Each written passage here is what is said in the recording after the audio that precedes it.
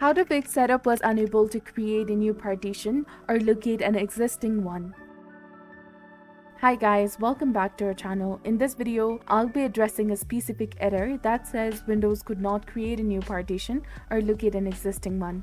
To resolve this, start by unplugging any external storage devices such as SSDs, and after this, proceed to format each available drive.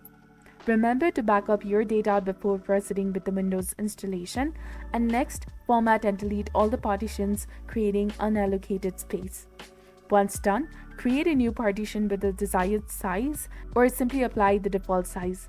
Proceed to the next step and you will notice that the error has disappeared.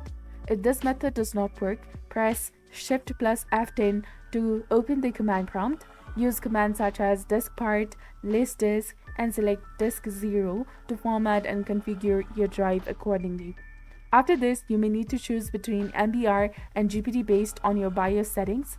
Follow the steps to create a primary partition, format it to the NTFS, and initiate the installation process. By selecting the custom option, you will see that the Windows has successfully resolved the partition issue. Click Next to proceed with the Windows installation. And if this video was helpful, consider subscribing and enabling the notifications for more updates. Thanks for watching.